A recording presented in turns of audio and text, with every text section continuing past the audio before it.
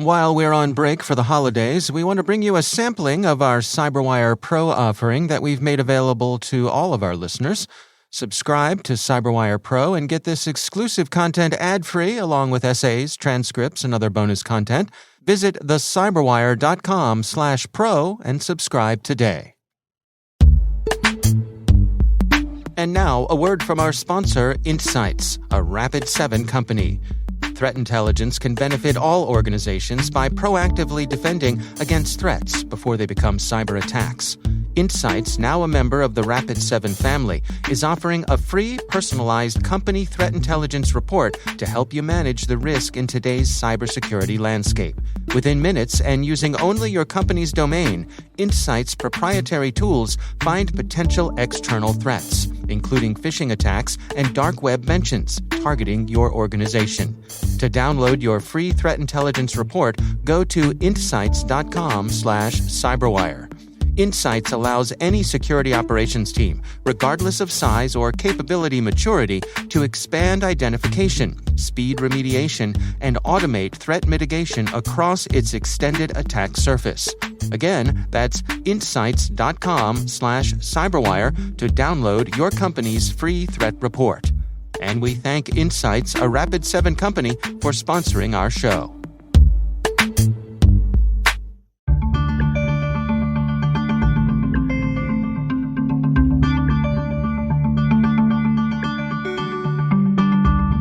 Jaclyn Miller is Chief Information Security Officer for Global Managed Services and Platforms Divisions for NTT Limited.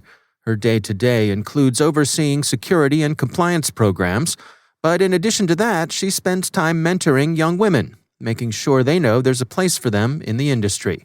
Here's my conversation with Jaclyn Miller. My focus is a lot on our strategy and roadmap, as well as our product development and offerings.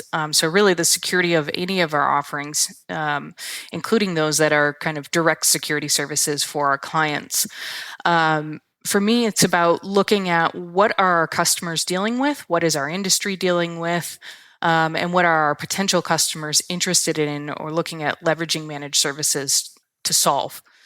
So that's a lot of what I spend my day-to-day time on. It's collaborating with other parts of the organizations and with external partners as well to make sure that where NTT Limited Managed Services is heading makes sense for the industry, for our customers, and that we're staying ahead of really serious risks and serious threats when engaging with third-party providers like us.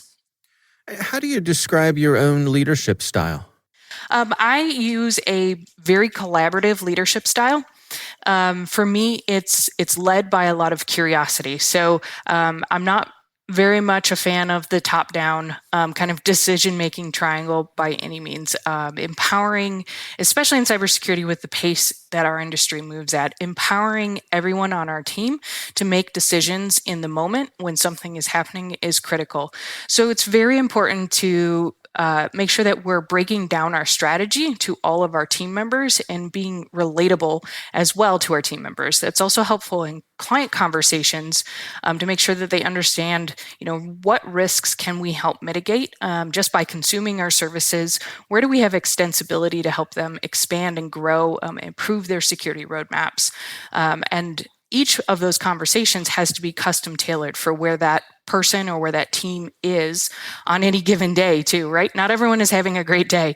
So sometimes, it's about tailoring my leadership style and the conversations, collaboration that I have with all of these different business partners of mine to make sure that we're having an equal conversation and we're on equal footing. That I'm not talking in too much industry jargon, but I'm also there as an advisor, a trusted advisor, and a leader in my field to provide them new information that they can adapt, adopt, and make decisions on. I want to touch on the diversity component here. And as a woman at the very high level in your company, were there any particular challenges that you faced on the way up? Yeah, I think any woman who has grown her career in technology and in cybersecurity has had to overcome some of very common challenges, which is, on the way up, there were very few, if no, mentors that looked and sounded like me, right? I've had fantastic mentors over the years and do today, but a lot of them are men, and just to be frank, white men, and they have incredible skill strengths and experience that I draw from when I have questions or I'm working through something that I need a mentor for. But the challenging part is it's lonely. That rise to the top is lonely, and it doesn't have to be that way. So I think, one of the most important things for me, looking back over how I grew, is helping others that are looking to make that journey into leadership in technology and cybersecurity, make sure that they have forums where they can find like-minded women who are going through the same process as themselves, and also women that have been through it. And finding those resources can be challenging, although I will say it is getting considerably easier, and there's just more out there in the world right now, which is fantastic. Yeah, I know, for example, you're active with the Michigan Council of Women in Technology. Why is that an important organization for you to spend your time with? Yeah, so I think there are a number of national organizations that operate both online and with local chapters in cybersecurity and supporting women in technology. But it's really important to be connected to your local network. So Michigan Council for Women in Technology is important to me because I am from Michigan. I've grew up here. I have family here. I have strong roots in the Midwest. And while I am connected to other national organizations, MCWT has a special place in my heart just because it is my local network, and reach out.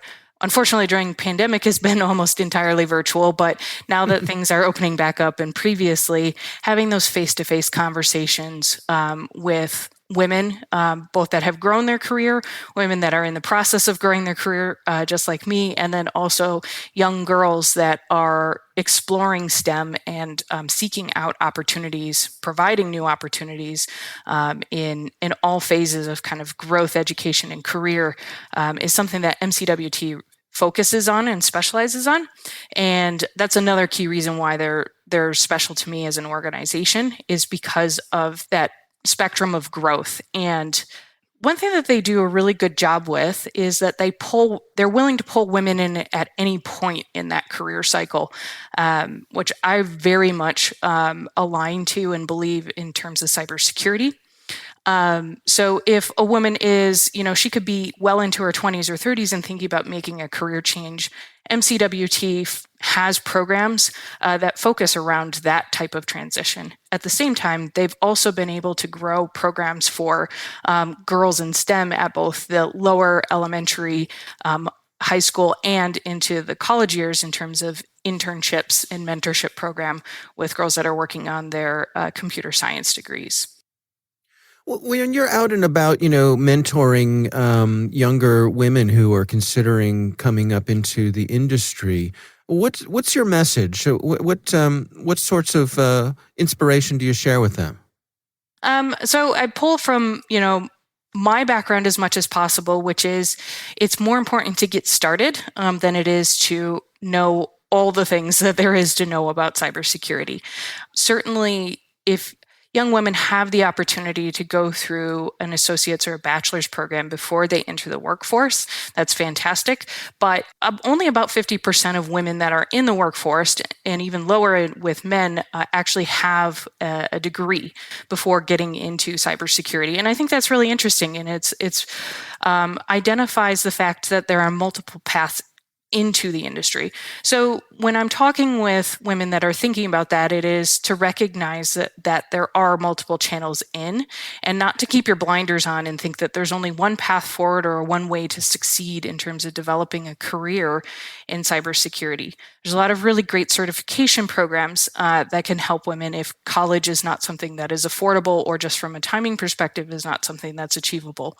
And I think cybersecurity benefits from a really diverse background. So having people that come in from very different experiences is incredibly important to making sure that we have full line of sight of the types of threats and scenarios we need to be aware of going into the future. And how do you spread that message from the top down? When getting that word out to the folks who are doing the hiring. Yeah. One thing I can't stress enough, whether it's cybersecurity or any other type of technical field, is making sure that you have a diverse hiring panel. So one of the key indicators in studies, or key success factors in studies that have been done over the last 15 years, is making sure that there's women and other diverse hiring managers or even just advisors on that hiring panel. It'll help identify resources that don't look so male and don't look so white. We as humans have a natural tendency to be drawn to people that look and sound like us. That's a natural thing, that a natural trend that happens. And by diversifying our hiring panel, we're opening ourselves up to having a different conversation and seeing candidates through different lights, which is really hard to do when you're just trying to do all of that, have all of those world experiences yourself. I don't think that any one manager is that well-rounded. It takes a team to make those types of decisions, especially for leadership or middle management, team lead, or senior architecture roles.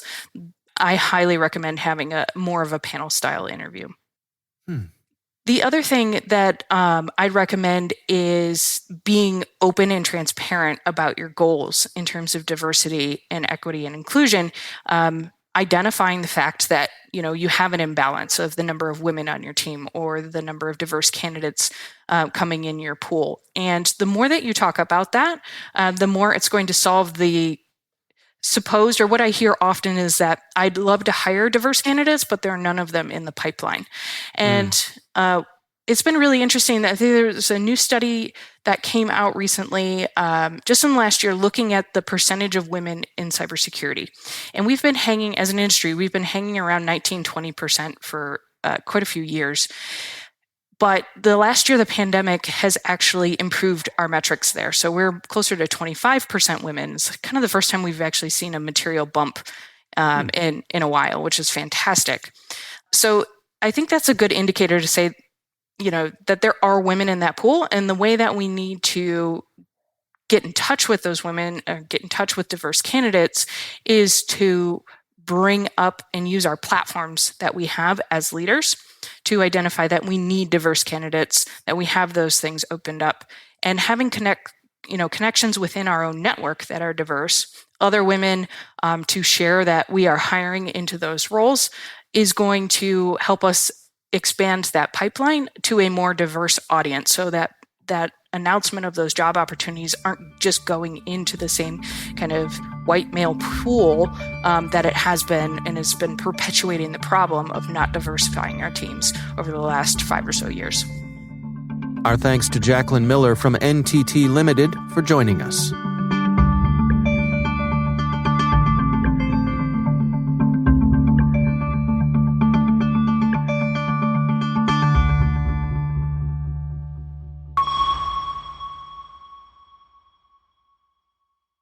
We hope you enjoyed this special presentation of CyberWire Pro. To access our latest Pro content, visit thecyberwire.com/pro to subscribe and learn more about the subscription benefits and features. Subscribe now and become a 2022 Pro subscriber for only $99. Happy holidays and stay safe.